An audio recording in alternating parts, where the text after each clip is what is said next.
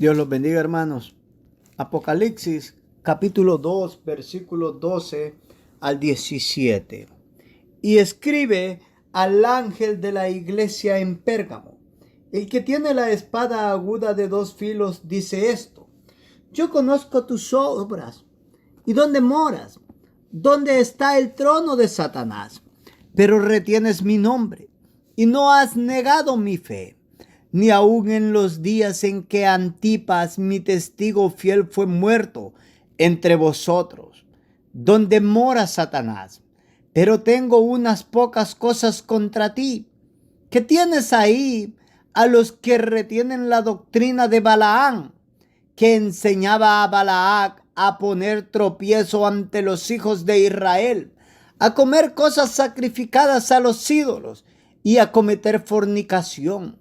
Y también tienes a los que retienen la doctrina de los nicolaitas, la que yo aborrezco. Por tanto, arrepiéntete, pues si no, vendré a ti pronto y pelearé contra ellos con la espada de mi boca. El que tiene oído, oiga lo que el Espíritu dice a las iglesias. Al que venciere, daré a comer del maná escondido, y le daré una piedrecita blanca, y en la piedrecita escrito un nombre nuevo, el cual ninguno conoce, sino aquel que lo recibe. Amén. Dios los bendiga por la reverencia a la palabra del Señor. Tomen asiento y el Señor los bendiga. En esta hora llegamos a esta porción en el libro de Apocalipsis, en el estudio continuo de los mensajes a las 7 iglesias que encontramos en esos capítulos 2 y 3 de ese hermoso libro de Apocalipsis. Ya hemos visto 2 de esas 7 iglesias, lo que es Éfeso y Esmirna. Ahora, para ser más concisos, llegamos a la iglesia en Pérgamo.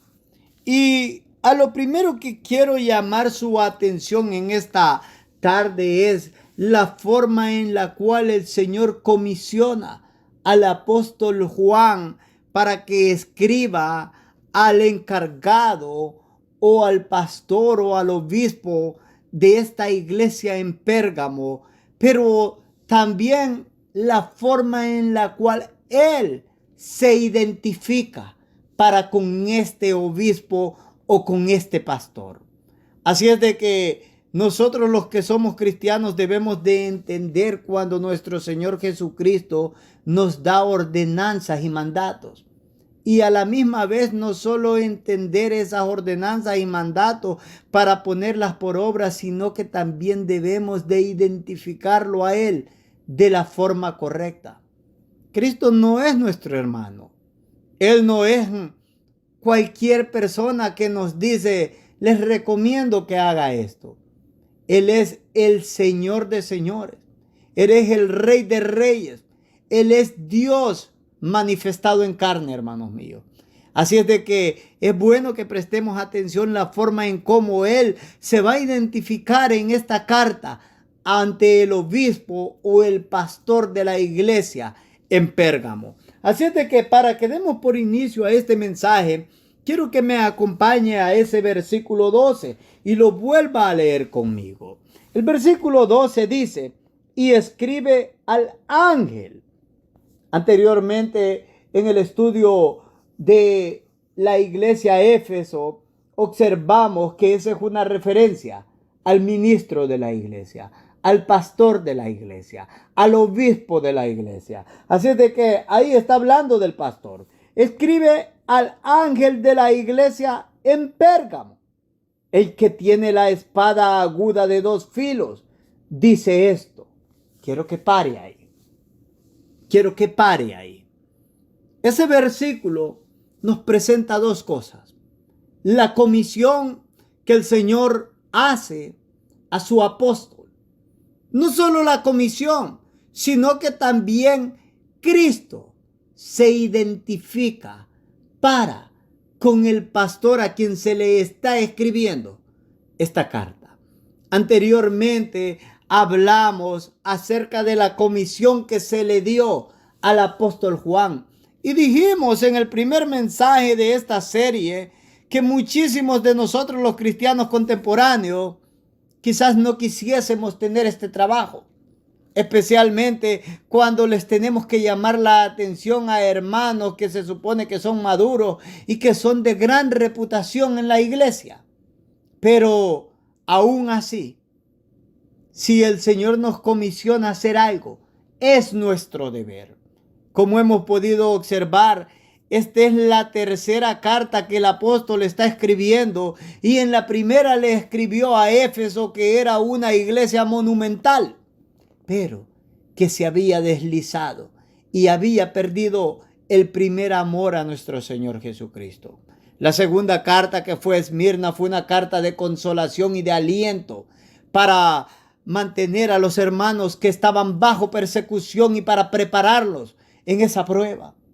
En esta tercera carta, hermanos amados, la comisión es que el apóstol tiene que escribir y enviar un mensaje a la iglesia en Pérgamo. No es cualquier mensaje. No es un mensaje de consolación como vimos anteriormente. De hecho, este es un mensaje bastante delicado, porque enfrenta los pecados de la iglesia en Pérgamo. Y no solamente enfrenta los pecados, sino que los llama a que se arrepientan de tales pecados. El Señor no solo quiere que nosotros entendamos que algo es pecado. El Señor quiere que no lo hagamos. Y que si hemos caído en tales pecados, el Señor quiere que nos arrepintamos de ese mal camino. ¿Cómo sabemos eso? ¿Cómo sabemos que va a enfrentar los pecados? Observe lo que dice el versículo 14 al versículo 16 de ese capítulo 2 en esta misma carta a la iglesia en Pérgamo. Pero tengo, dice el verso 14, unas pocas cosas contra ti, que tienes ahí a los que retienen la doctrina de Balaam, que enseñaba a Balac a poner tropiezo entre los hijos de Israel, a comer de cosas sacrificadas a los ídolos y a cometer fornicación. Y también tienes a los que retienen la doctrina de los nicolaitas, la que yo aborrezco. Por tanto, arrepiéntete pues, si no, vendré a ti pronto y pelearé contra ellos con la espada de mi boca. Quiero que pare ahí. Como ustedes pueden ver, la carta que el apóstol está llamado a escribir a esta iglesia es una carta que va a enfrentar los pecados. ¿Saben ustedes, hermanos amados, que las iglesias que no enfrentan los pecados de sus miembros son iglesias con las cuales Cristo no está agradado? Son iglesias que están cayendo en la misma condición acá de la iglesia de Pérgamo. Esta iglesia no estaba enfrentando los pecados. Y por eso Cristo les tiene que escribir. Les tiene que mandar una carta por medio del apóstol Juan, para que enfrenten el pecado. Una iglesia llena de pecado no es una iglesia que glorifica a Cristo.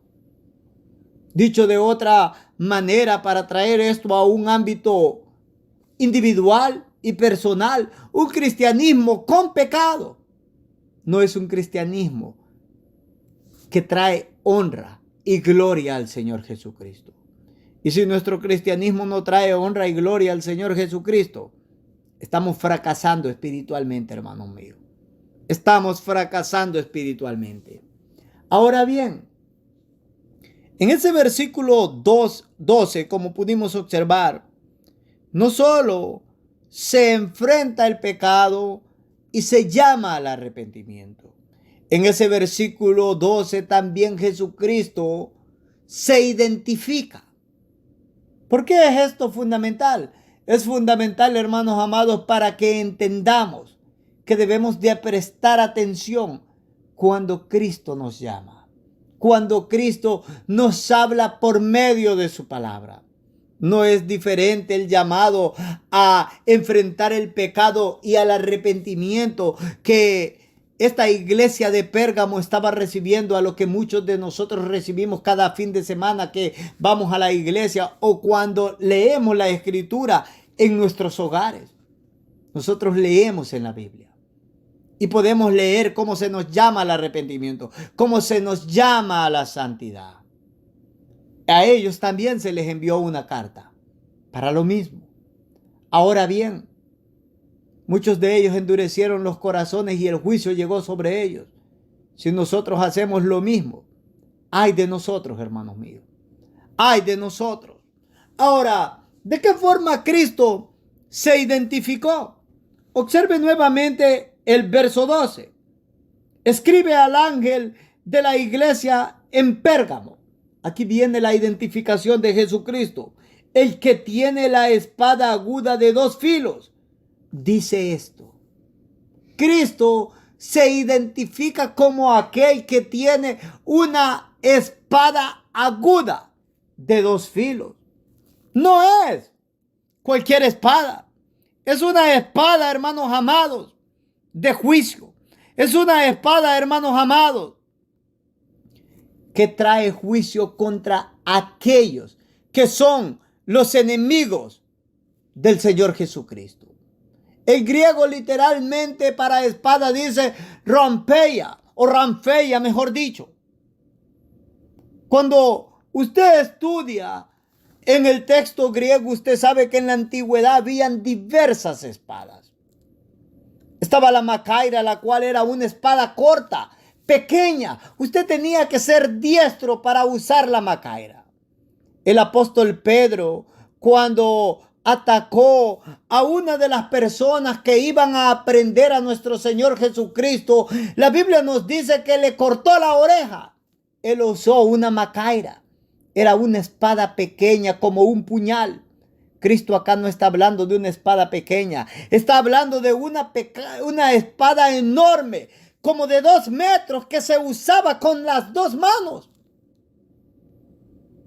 Si el apóstol Pedro hubiera agarrado a Malco con la espada que acá Cristo está hablando, lo hubiera partido en 2, desde arriba hasta abajo. ¿Qué es lo que nos dice esto, hermanos amados?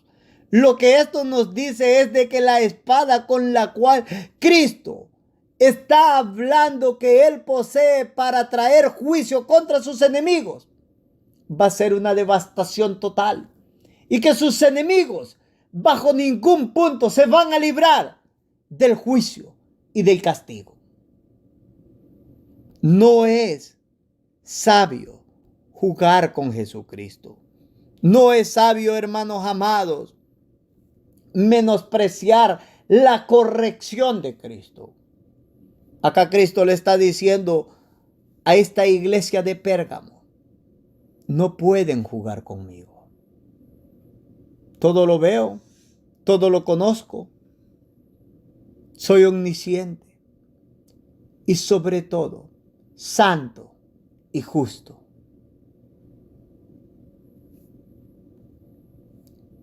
Nadie de aquellos que son enemigos del Señor se van a escapar del juicio.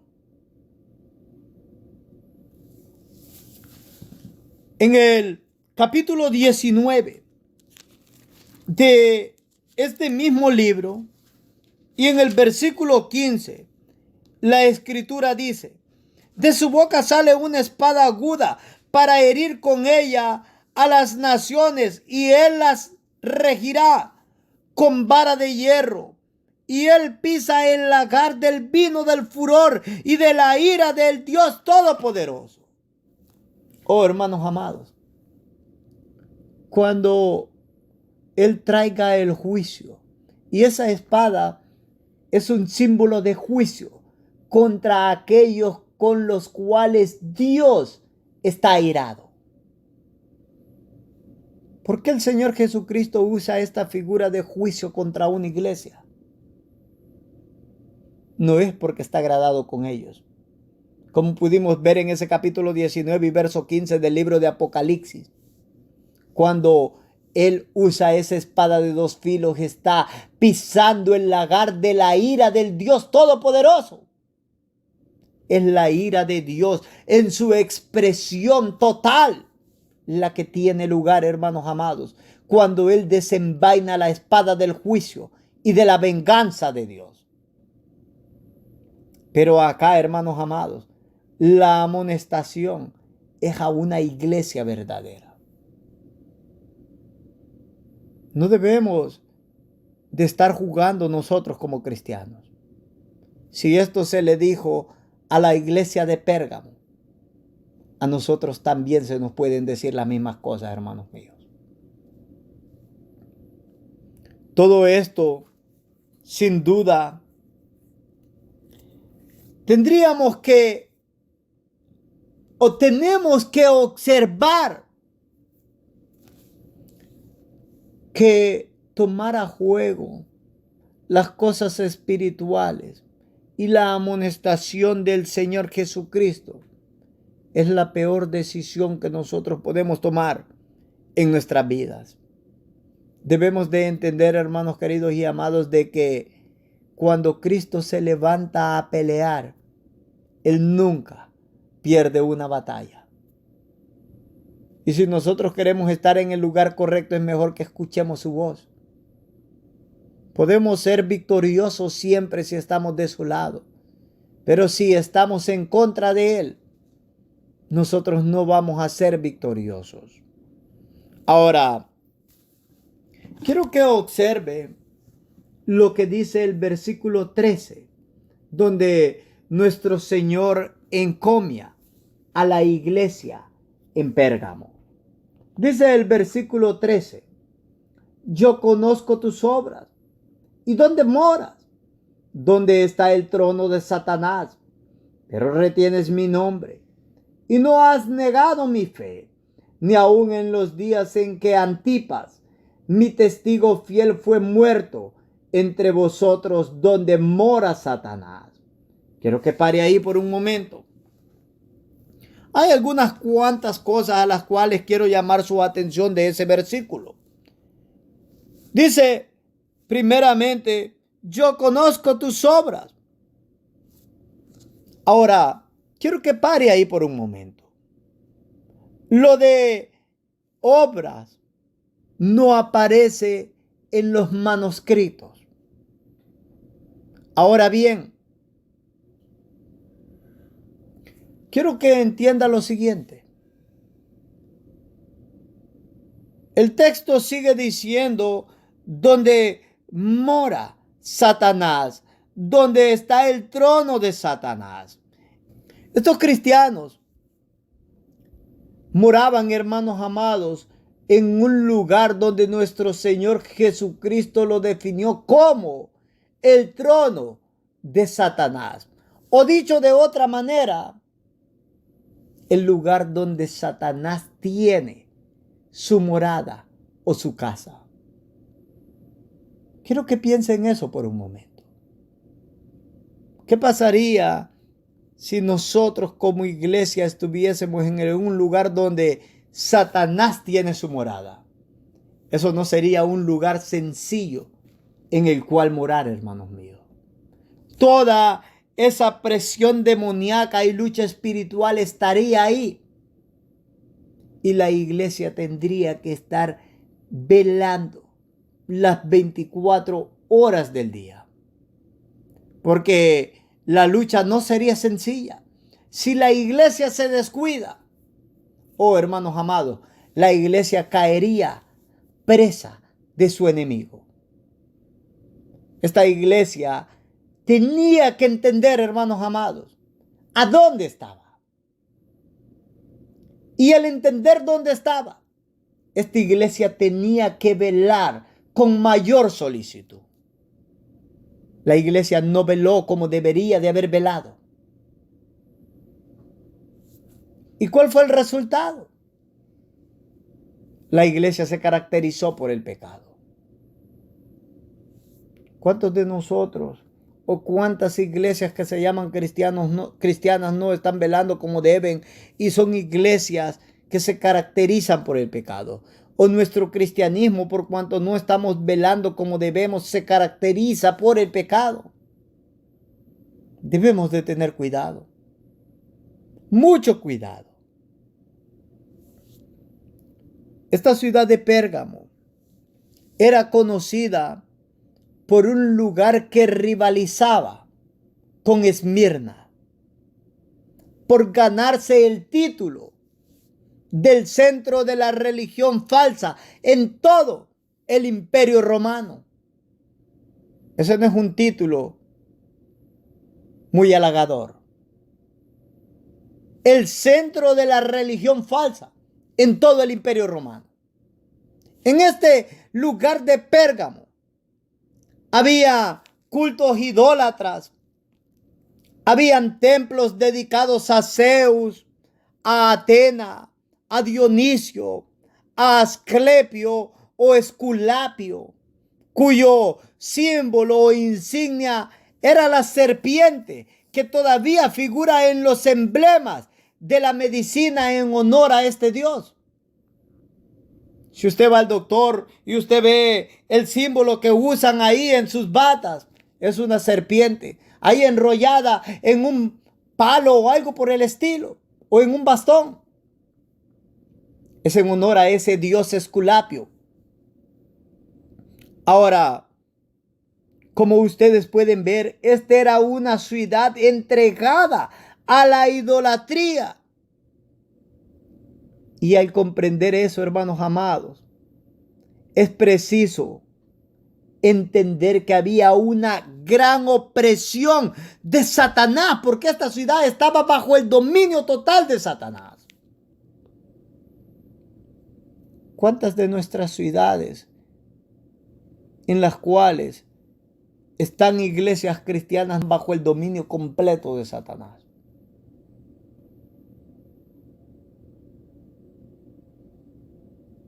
Quizás la mayoría, hermanos míos. Y claro, es difícil observar lo siguiente. En cada esquina hay una iglesia. Pero de la mayoría de esas iglesias, la mayoría de esas iglesias se apartaron de la Escritura. La mayoría de esas iglesias sacaron a Cristo de los púlpitos. La mayoría de esas iglesias, hermanos amados, están enfocadas en la plata. Están enfocadas en el hombre y no en Dios, sino en Cristo. Están enfocadas en hacer sentir bien al hombre y no atacar el pecado del hombre. No sirve de nada que nuestras ciudades estén llenas de iglesias si en ellas Cristo no está. De hecho, un predicador predicó un mensaje y en ese mensaje él dijo: ¿cómo sería una ciudad bajo el dominio total de Satanás? Este gran predicador presbiteriano dijo lo siguiente: las barras se cerrarían. No habría pornografía en tal ciudad. Las cárceles estarían vacías. No habría asesinatos. Y él dio muchos ejemplos como esto. Pero lo más terrible que este predicador dijo fue lo siguiente: esta ciudad estaría caracterizada por iglesias por todos lugares. Las iglesias estarían llenas de tal forma que las personas no caberían. Y las personas estarían paradas para escuchar los sermones. Pero de todos esos sermones, Cristo estaría ausente, dijo. Oh, hermanos amados, Satanás puede y quiere que las personas sean religiosas, pero no seguidoras de Cristo. A él no le importa si usted se va al infierno, siendo una persona religiosa y moral, o siendo una persona asesina. Él lo quiere llevar al infierno. Ese es el propósito de él. Debemos de entender que las verdaderas iglesias están en lugares donde son casas de Satanás. Y que al ser casas de Satanás, las ciudades o los pueblos donde estas verdaderas iglesias están, estas iglesias deben de esforzarse más por mantenerse firme en la fe del Señor Jesucristo. Claro, implícito está que por iglesia estamos hablando de cristianismo individual. Cristianos individuales. Estoy hablando de ti, de ti, de ti, de ti, de todos, de cada uno de nosotros en particular. No estamos hablando del edificio. Estamos hablando de cada verdadero cristiano.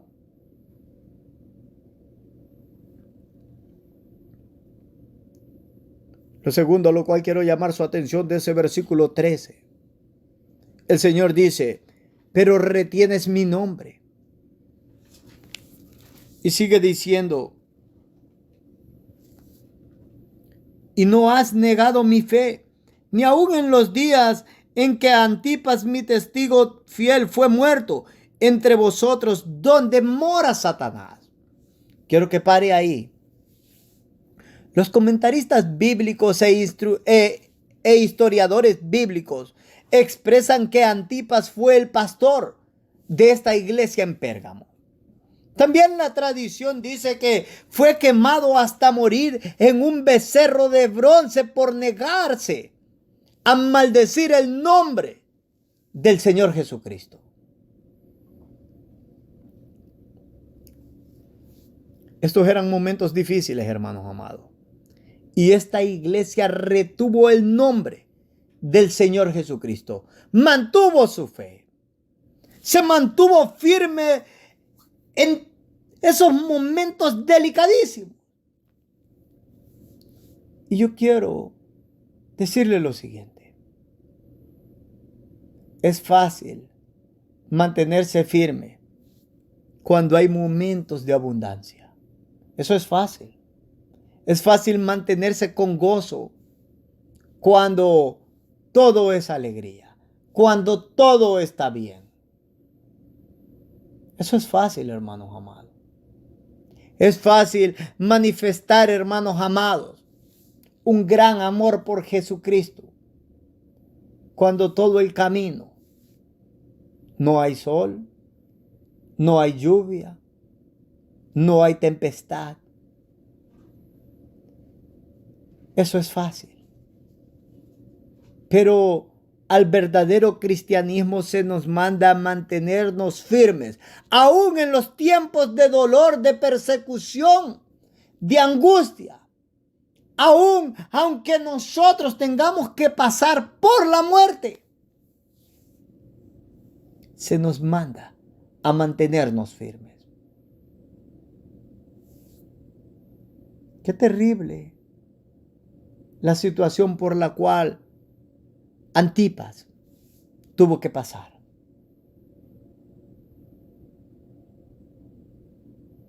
Él hubiera podido mantener su vida en esta tierra si hubiera negado a Jesucristo. Oh, hermanos amados, pero si él negaba a Jesucristo, él no tenía herencia con los santificados en el reino de Dios. ¿Cuántas personas niegan a Jesucristo en esta tierra solo por tener comodidad, por tener alegría, por tener gozo, por tener un poco de disfrute en esta vida? No se les está diciendo que los van a poner en un becerro de bronce y que los van a poner a hervir ese becerro de bronce si no niegan a Cristo.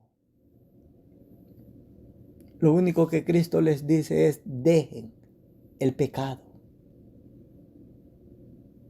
Y muchas de estas personas no están dispuestas a dejar el pecado y de esta forma niegan a Jesucristo.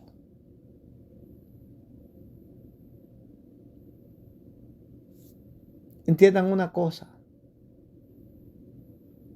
Si nosotros anhelamos nuestra vida preciosa para nosotros y despreciamos a Cristo por mantener nuestra vida como la queremos mantener, nos estamos perdiendo lo mejor por lo peor.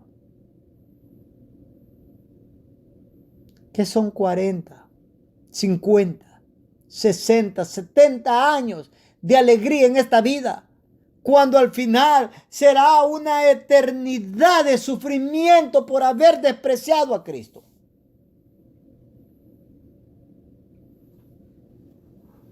No crean en la doctrina del aniquilismo. No existe. No hay aniquilación. Tal como la presentan los adventistas del séptimo día. No hay aniquilación. La segunda muerte significa que usted es desprovisto de la presencia de Dios. Y que por la voluntad de Dios usted va a saber cuán terrible es la ira del único y verdadero Dios. Y no va a ser por un corto de tiempo, va a ser por la eternidad.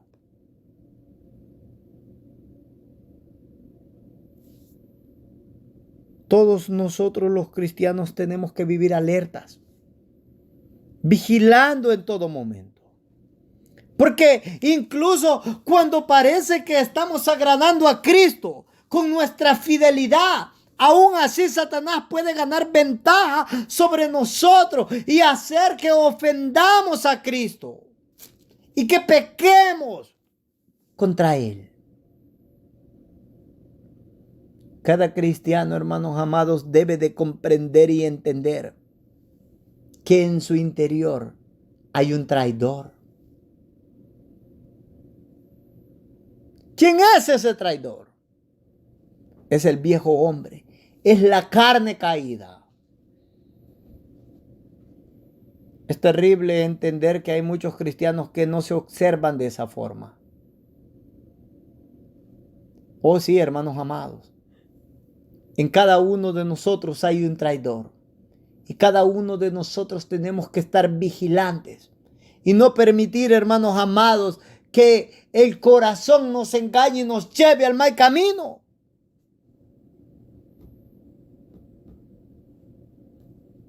El cristiano debe de entender que debe de andar con fidelidad sincera delante de Cristo. Hay una falsa fidelidad, pero Cristo no quiere esa falsa fidelidad. Él demanda la sincera fidelidad. Ahora, quiero que observe el verso 14 y el verso 15. Dice el verso 14 y el verso 15. Pero tengo unas pocas cosas contra ti, que tienes ahí a los que retienen la doctrina de Balaam, que enseñaba a Balac a poner tropiezo ante los hijos de Israel, a comer de cosas sacrificadas a los ídolos y a cometer fornicación. Y también tienes a los que retienen la doctrina de los nicolaitas, la que yo aborrezco. Quiero que pare ahí. Reina Valera escribe en el inicio de ese verso 14, pero tengo unas pocas cosas contra ti. La versión o la nueva versión internacional, la NBI, lo traduce de la siguiente forma: no obstante, tengo unas cuantas cosas en tu contra. Quiero que presten atención a lo siguiente. Lo que la porción en el texto griego establece o enfatiza aquí es que Cristo tiene algunas cosas contra la iglesia. ¿Cuál es la causa de que Cristo tenga algunas cosas contra la iglesia? La causa, hermanos amados, es que son malas y son peligrosas y que llevan al fracaso espiritual. Esta porción nunca tiene el objetivo de enseñar que los pecados o las maldades son pequeñas y sin importancia delante de Jesucristo. No es que Cristo tiene unas poquitas cosas. Cuando hay pecado, hay pecado. Y el pecado nunca puede ser considerado poquito delante de los ojos de un Dios santo y eterno y todopoderoso.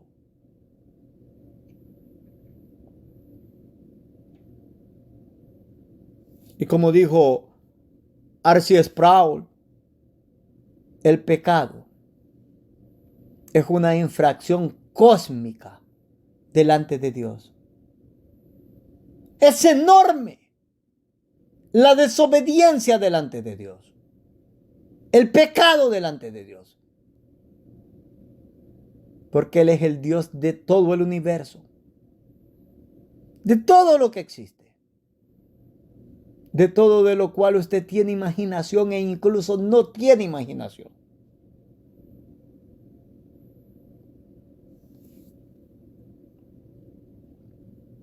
Ahora, ¿cuáles eran las cosas por las cuales nuestro Señor estaba disgustado con esta iglesia?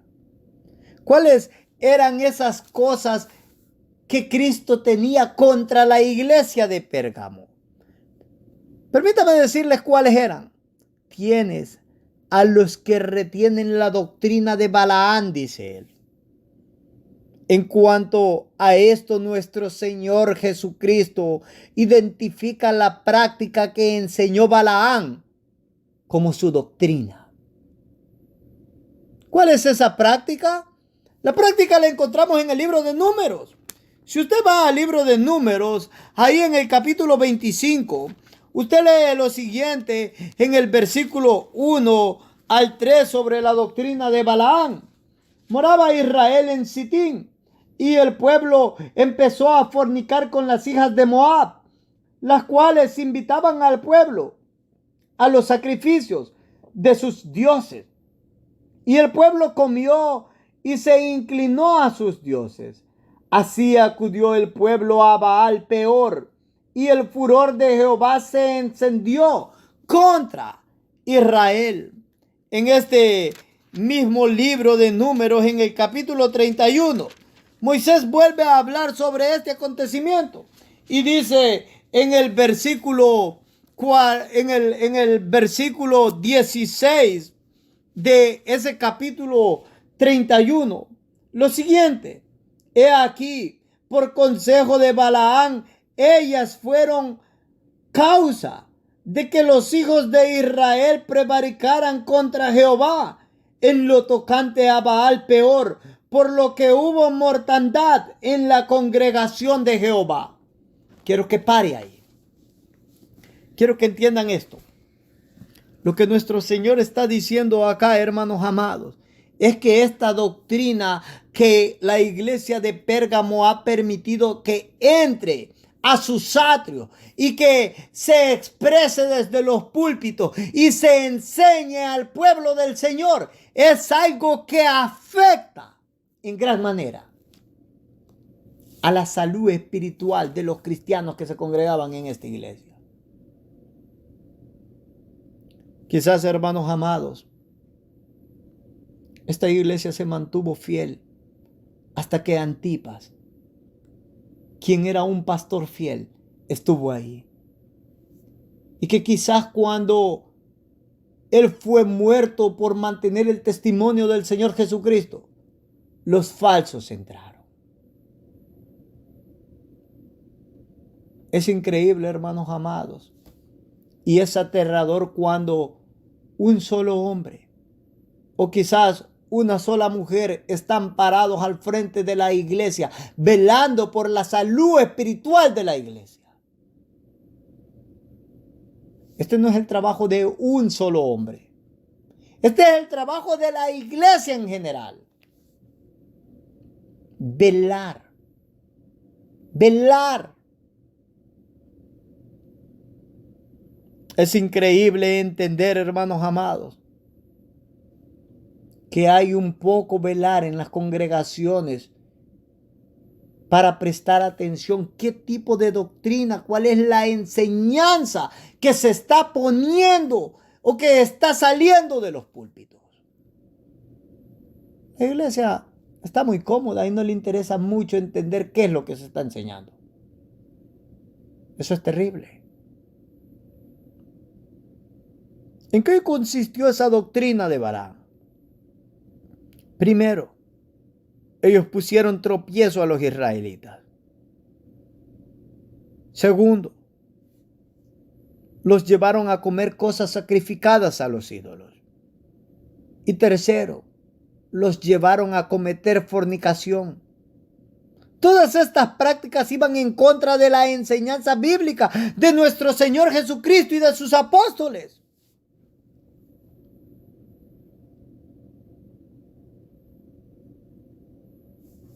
Debemos de comprender, hermanos míos, que el pecado es pecado. Aunque hay muchos que en las congregaciones están viviendo en fornicación, no sé cómo pueden hacerlo. Esto ofende al Señor, desagrada al Señor. Eso es parte de la doctrina de Balaam. El Espíritu Santo no te ha llevado ahí. Es parte de la doctrina mundana que se ha impregnado en tu corazón y lo ha endurecido y te ha dicho: vas a salir bien librado aquel día que el santo se levante con la espada de dos filos a traer juicio. ¿Qué dirás? ¿Cuál será la excusa? Es más que claro que Cristo detesta la fornicación, el adulterio, los ídolos.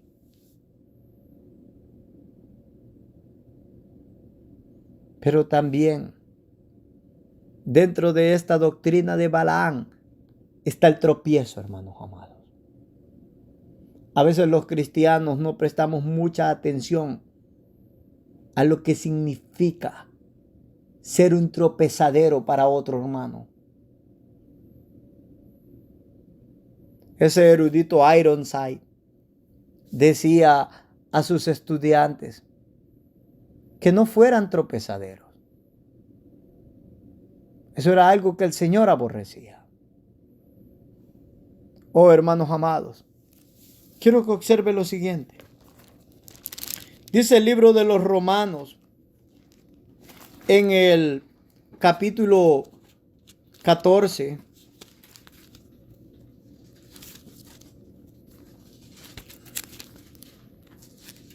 lo siguiente, y en el versículo 13. Así que ya no nos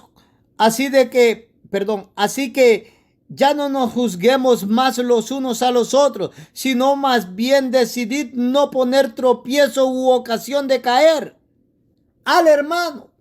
Como ustedes pueden ver, se nos prohíbe poner tropiezo al hermano o hacer caer al hermano si somos verdaderos cristianos. En el capítulo 16 de ese mismo libro, en el versículo 17 y 18, la palabra del Señor dice lo siguiente: mas os ruego, hermanos, que os fijéis en los que causan divisiones y tropiezos en contra de la doctrina que vosotros habéis aprendido, y que os apartéis de ellos. Si usted puede ver, ahí están los que causan tropiezo. Y a los verdaderos cristianos se nos dice: apártense de ellos. ¿Cuál es la causa para apartarnos de aquellos que ponen tropiezo? Versículo 18. Porque tales personas no sirven a nuestro Señor Jesucristo, sino que a sus propios vientres, y con suaves palabras y lisonjas engañan los corazones de los ingenuos. Lo que pare ahí. La Biblia es más que clara.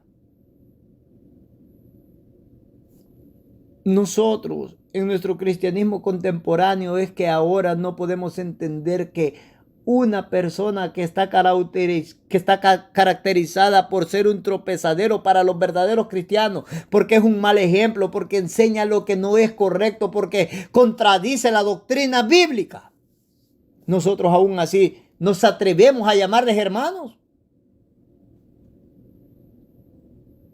La Biblia no les llama hermanos, la Biblia nos prohíbe que nos acerquemos o que tengamos comunión con ellos. ¿Por qué? Porque la Biblia dice de que ellos no sirven al Señor, ellos se sirven a ellos mismos. Y es que debemos de entender eso. El verdadero cristianismo no se sirve a él mismo, sirve a Cristo. El verdadero cristianismo no escatima su vida preciosa para él mismo, la escatima preciosa para ponerlo a los pies de Jesucristo.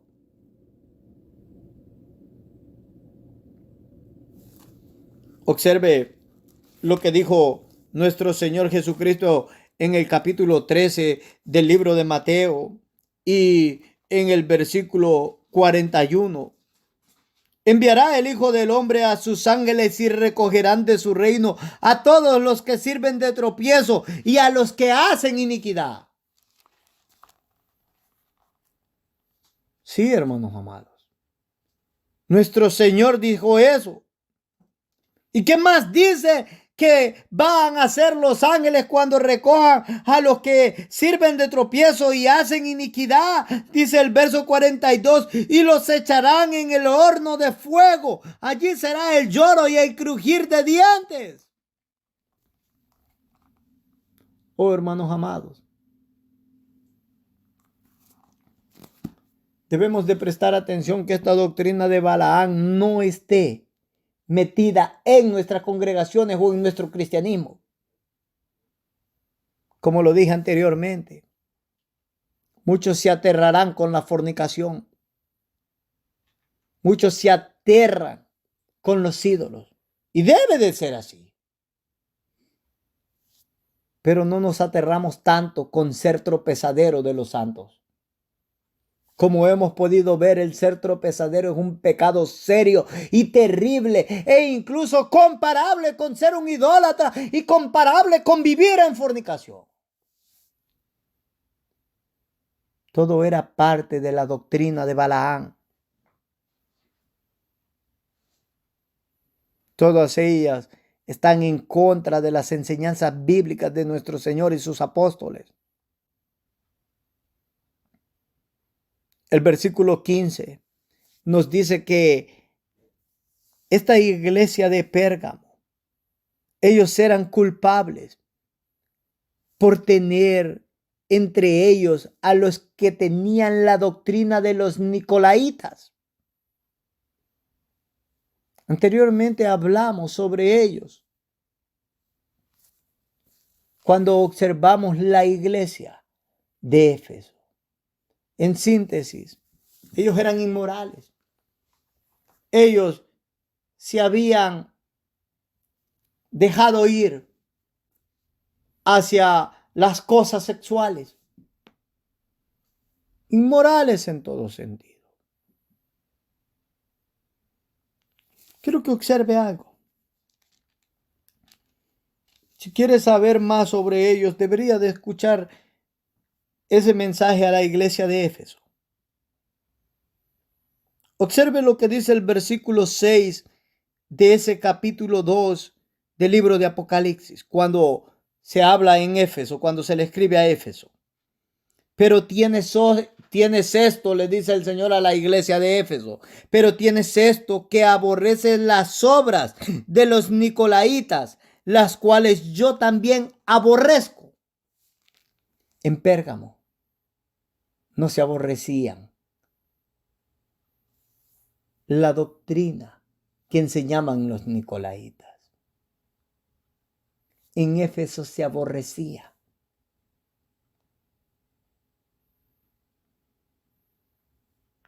Ellos la aborrecían. Ahora, en ese versículo 14 y 15, hay mucho énfasis en la doctrina o enseñanza. ¿Cuál es la causa por ese énfasis en la doctrina o enseñanza? La razón, hermanos amados, es porque las enseñanzas moldean nuestras vidas.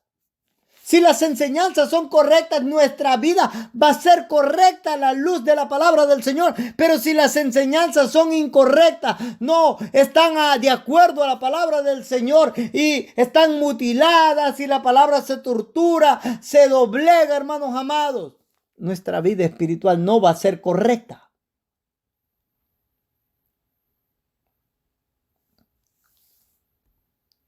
Es terrible observar que Éfeso no soportó a los cristianos falsos o impíos. En cambio, Pérgamo los asolapaba y convivía con ellos. De tal forma que en Pérgamo vivir en medio de cristianos impíos, sinvergüenzas, malignos, no era un problema. Que esos cristianos fueran maestros o fueran los líderes de las iglesias. ¿Cuántas iglesias y cuántos concilios tienen predicadores malignos y perversos? Y esos concilios están cómodos. Esas iglesias están cómodas porque tienen, o porque las mujeres usan mantillas, o porque los hombres andan bien planchados y con todos los botones abotonados. O porque se hincan, o porque suelen romper en gritería, aleluya, amén. Eso no dice nada.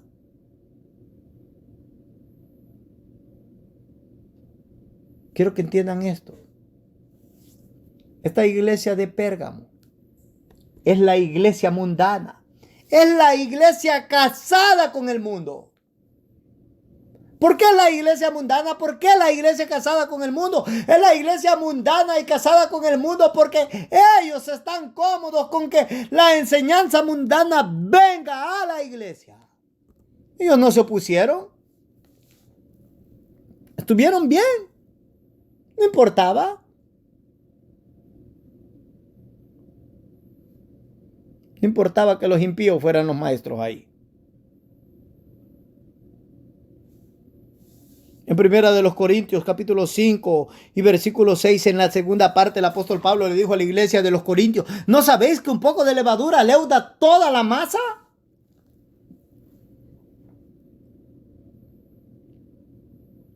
Si usted cree que va a haber falsa enseñanza o van a haber falsos predicadores o maestros en su iglesia y eso no va a afectar, usted no entiende los principios bíblicos establecidos por el Espíritu Santo.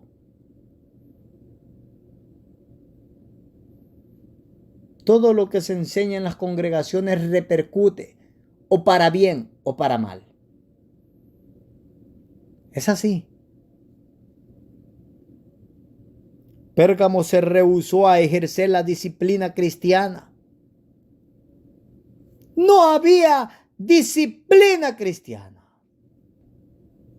Éfeso aplicó la disciplina cristiana. Observe lo que se dice de Éfeso en el versículo 2 del capítulo 2. Yo conozco tus obras y tu arduo trabajo y paciencia, y que no puedes soportar a los malos, y has probado a los que se dicen ser apóstoles y no lo son, y los has hallado mentirosos. No hubo esa disposición en Pérgamo.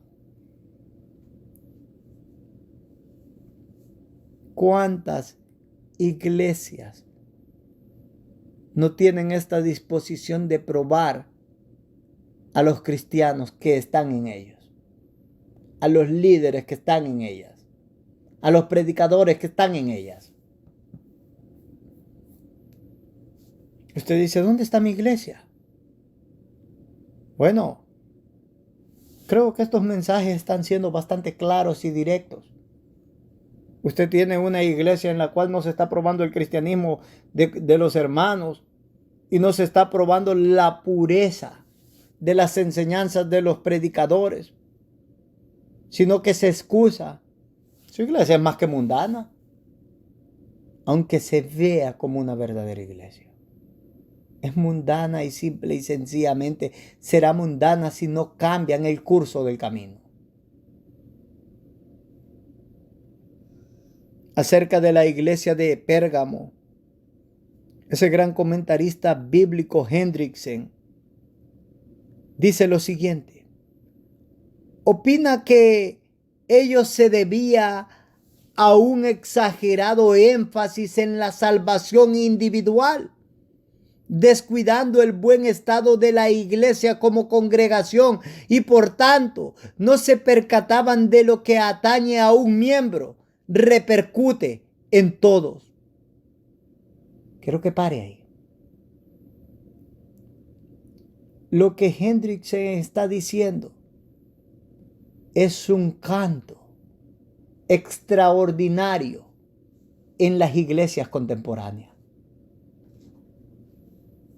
¿Qué es lo que estoy queriendo decir por un canto extraordinario en las iglesias contemporáneas? En las iglesias modernas de hoy en día.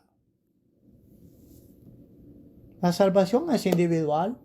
Cada quien va a dar cuenta. Yo sé que está haciendo mal, pero él va a dar su cuenta y yo voy a dar mi cuenta. Así es que yo no me meto en lo que él hace. Yo no me meto en lo que Julano hace, en lo que Sultano hace, en lo que Mengano hace. Él va a dar sus cuentas, yo voy a dar las mías. El pastor va a dar las suyas, el predicador va a dar las suyas, el ministro va a dar la suya, el diácono va a dar la suya. Eso no importa. Dios no me ha dicho a mí que yo puedo juzgar. Son iglesias mundanas a la luz de lo que enseña estos pasajes. Los que tales piensan. Los cristianos que tales piensan son cristianos mundanos que se expresan de esa forma. Ellos se encajan como una pieza cortada a la medida en este molde de Pérgamo.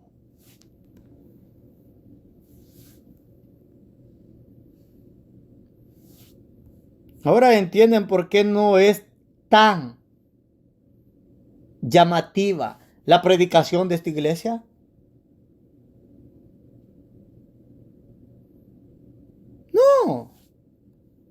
No muchas personas están alegres. Yo no le vengo a decir acá, alégrese. De hecho, Satanás en muchas ocasiones me ha dicho, bueno, ¿sabes qué, Giovanni? Cuando vas a predicar, sonríe. Parece a Joel Osteen, riéndose en todo momento. Y no enseñes doctrina, porque a las personas no les va a gustar y no van a ir a la iglesia. Oh, hermanos amados, las personas se están yendo al infierno por la falsa enseñanza. ¿Cómo puedo sonreír cuando deseo que mi corazón y mis ojos derramen llanto por la falsa enseñanza que muchos están albergando en su corazón?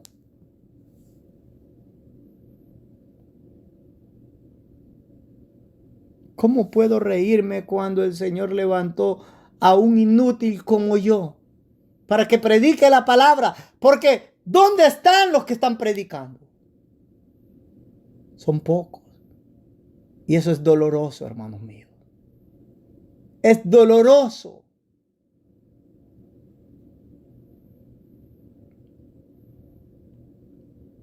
Oír ese canto a una por la mayoría de iglesias y mayoría de cristianos, que lo importante es la salvación individual.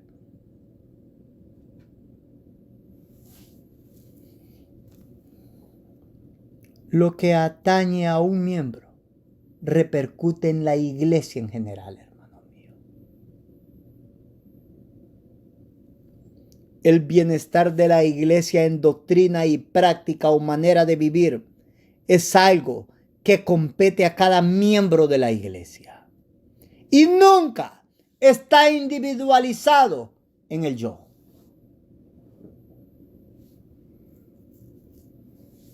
No basta solo con la doctrina ortodoxa, sino que también nuestro vivir tiene que ser santo. Santo en el interior y santo en el exterior. Hay tantas personas que solo manifiestan un vivir santo en el exterior, pero el corazón está lleno de maldad. Como expresé anteriormente, Pérgamo es la iglesia casada con el mundo. Es la iglesia mundana. Y esto consistió en que ellos permitieron que la maldad en forma de una vida que no está de acuerdo con el evangelio floreciera en ella. Ellos fueron súper, hiper, mega comprensivos con el pecado. Se sentían orgullosos de ser tan comprensibles con el pecado.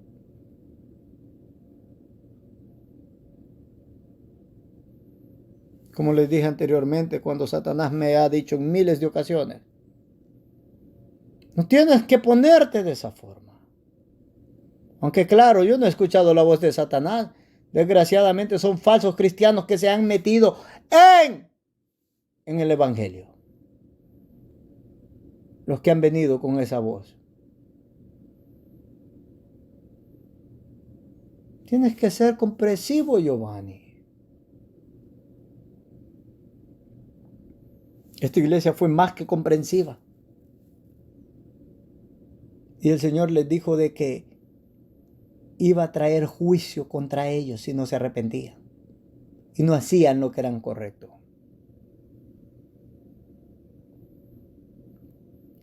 Ellos no castigaron las malas conductas, no castigaron el pecado. Ellos permitieron que los ejemplos malos influenciaran a otros cristianos. Y esto desagradó al Rey de la Gloria, hermanos amados. A aquel que es el dueño y la cabeza de la iglesia. Usted no quiere que el dueño de la iglesia esté molesto con su iglesia. Eso es terrible, que Cristo esté molesto con la iglesia. Ahora, permítame avanzar porque en verdad no sé cuánto tiempo llevo. Bueno, parece que el tiempo se me ha acabado. Deme 2, 3 minutos más. Voy a tratar de apresurarme para que observemos el verso 16 y el verso 17 de una forma rápida. Dice el verso 16 y el verso 17. Por tanto, arrepiéntete, pues si no vendré a ti pronto y pelearé contra ellos con la espada de mi boca. Lo primero que nos dice ese verso es de que nos llama al arrepentimiento. Por tanto, arrepiéntete. Ese es un llamado misericordioso antes del juicio. ¿Saben ustedes, hermanos amados, de que ninguna persona podrá decir cuando llegue el juicio a sus cabezas que Cristo no fue misericordioso con ellos y no les llamó con paciencia al arrepentimiento?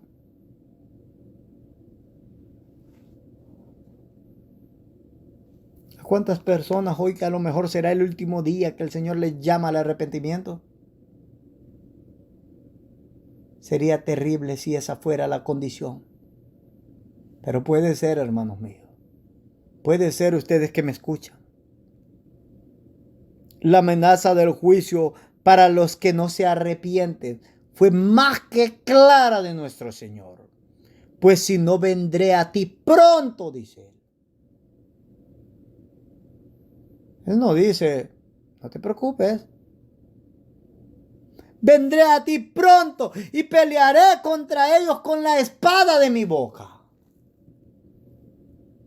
No van a tener ningún chance contra el Señor. Cuando Pablo amonestó a la iglesia de los Corintios porque estaban participando de los ídolos, Pablo dice, asegúrense de lo que están haciendo. ¿Son más fuertes que el Señor? Si no son más fuertes que el Señor, ¿qué están haciendo? Dice el apóstol Pablo. Eso es lo que está implícito ahí. ¿Qué están haciendo? Eso es lo que les puedo decir. Eso es lo que nos podemos decir. ¿Qué estamos haciendo si no somos más fuertes que Cristo? Al desagradarlo a Él.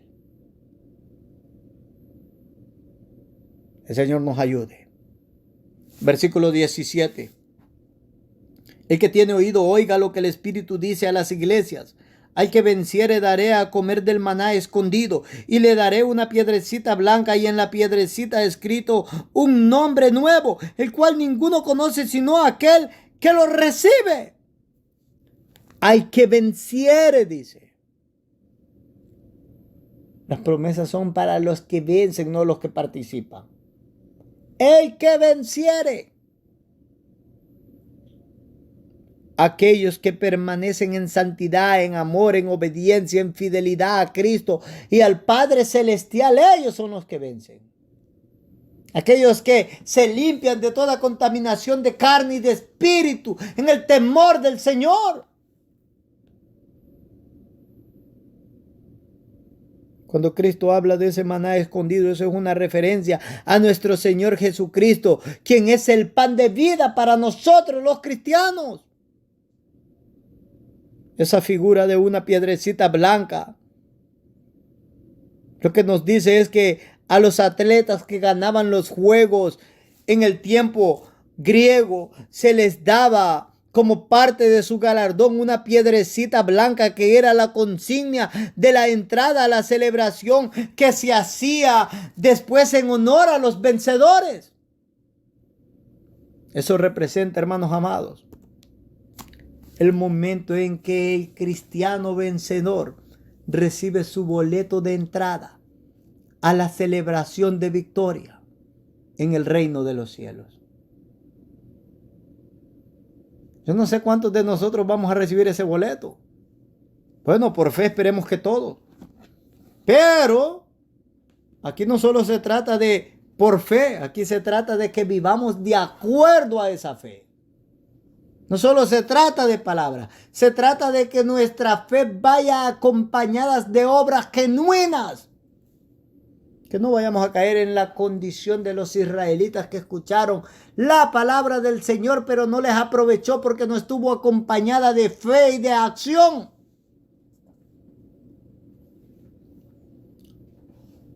Si en esta hora los que me han escuchado han considerado de que están teniendo un cristianismo que no agrada al Señor porque están siendo cristianos mundanos o iglesias mundanas, el Señor les dice, arrepiéntanse, porque si no vendré pronto y pelearé contra la espada que sale de mi boca. Antes de que el juicio llegue, les está llamando al arrepentimiento. Si hay alguna palabra de enseñanza, de exhortación, la alabanza, la honra y la gloria sea para el Señor Jesucristo. Vamos a ir en palabras de oración y aquellos que quieran arrepentirse, hoy es el momento. Pueden hacer su oración con sus propias palabras. Dios los bendiga por la reverencia a la palabra del Señor. Amén y amén.